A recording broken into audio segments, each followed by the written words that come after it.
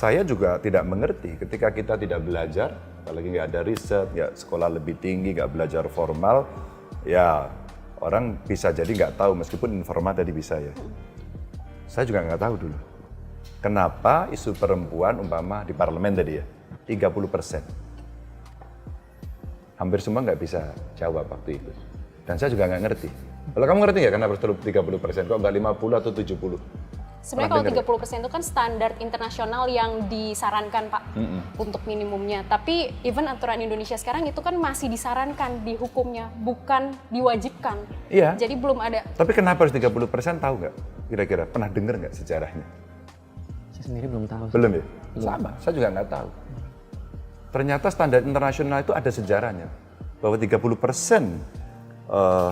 suara yang ada di parlemen itu adalah sebuah kecukupan minimal untuk bisa mempengaruhi kebijakan publik.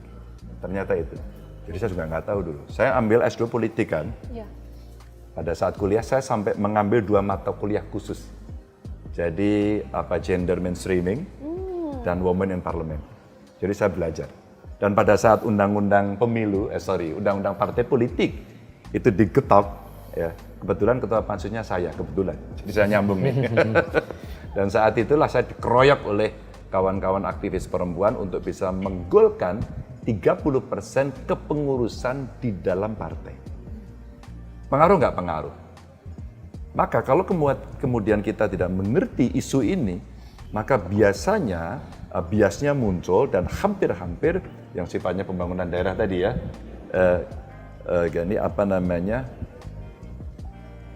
seluruh proses perencanaan pembangunan itu ujung-ujungnya adalah fisik dan sangat maskulin. Bagaimana cara kita mengedukasi? Ini pertanyaan bagus. Affirmative action untuk isu perempuan mesti dilakukan. Pelajaran yang saya dapat dulu begini.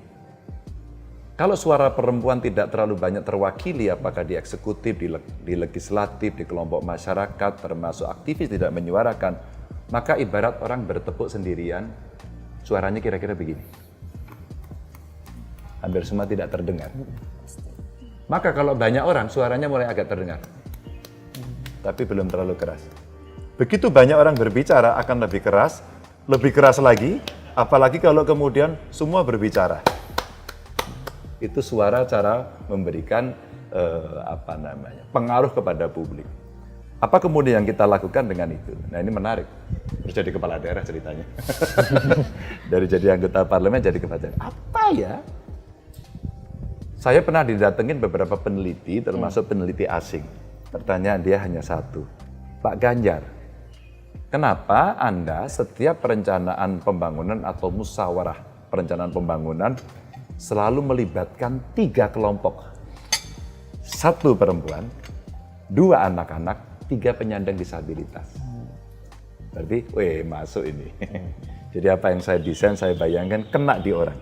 Ternyata orang betul-betul tarik. Itu nggak prakteknya kayak apa? Setiap musyawarah ini kan biasanya yang diundang pemerintah, camat, kepala dinas gitu ya. Ada representasi kelompok masyarakat. Silakan mau tanya siapa? Bupati menyampaikan, camat menyampaikan, kepala desa menyampaikan. Pak, jalan saya rusak. Kayak cerita tadi. Pak, jembatan saya rusak.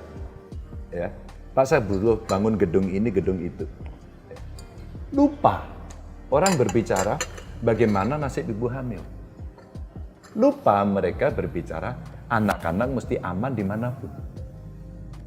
Maka pada saat saya pernah upload, nggak sengaja sih. Pak Ganjar. Saya hanya buka kaca mobil saja terus saya diam. Ada 2 anak kecil. Pak Ganjar.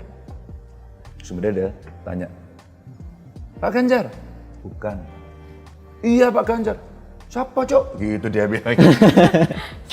Lucu ya dia anak-anak. Saya biarkan dia bahagia, dia berani menyapa, ekspresinya senang, saya udah ikut senang. Anak-anak ini bahagia.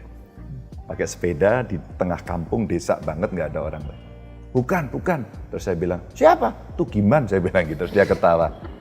50 juta yang nonton. Dan setelah itu saya diomongin, dasar politisi receh. Tapi di balik itu tidak ada yang tahu message saya. Anak-anak mesti kamu lindungi dimanapun. kalau toh dia bukan anak biologismu, itu adalah anak-anak sosial. Saya sampaikan seperti itu. Itu perempuan.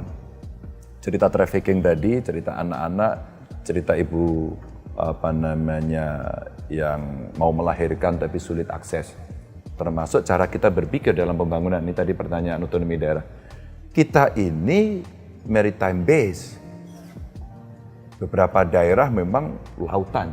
Jadi kalau kita tidak punya pemikiran maritime, ocean base untuk membangun, maka kita lewat. Akhirnya apa? Sistem transportasi itu adalah membuat jalan dan pengadaan kendaraan ambulan, transportasi umum. Kok tidak ada yang berpikir umpama di Maluku ya? Iya. Cerita apa? Kapal. Itu sangat membantu Pak. Waktu itu saya mengadakan pelatihan di Maluku, ada satu peserta saya datang dari Seram Timur bagian barat ke Pulau Seram Ambon. Timur bagian butuh barat. 2 hari Pak.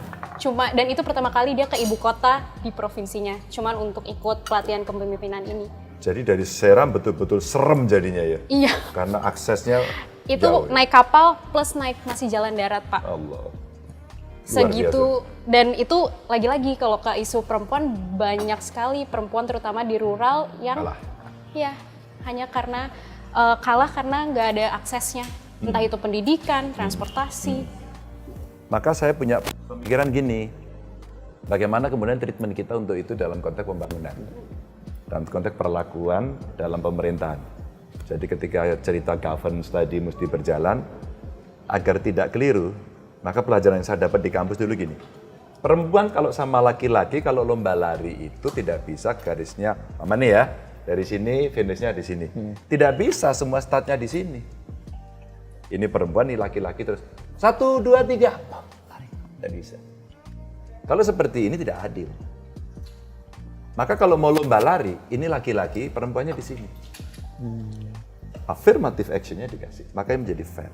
Silakan malu, dor, terus kemudian lari. Belum tentu perempuan kalah. Itu yang terjadi. Ikuti. Nah, ketika kemudian ini muncul, apa dan bagaimana perlakuan itu? Mulai dari perencanaan pembangunan, dia saya libatkan. Halo, halo Bapak Ibu, dengerin suara perempuan. Maka ketika kita akan mendesain pembangunan itu, siapkan. Bahkan guru saya dulu menyampaikan bahwa urusan toilet, baru kita sadari. Kenapa ukurannya harus berbeda dan harus lebih luas perempuan? Karena memang kebutuhan dia jauh lebih banyak di situ. Laki-laki kayaknya lebih gampang ya. Gitu ya kalau kita.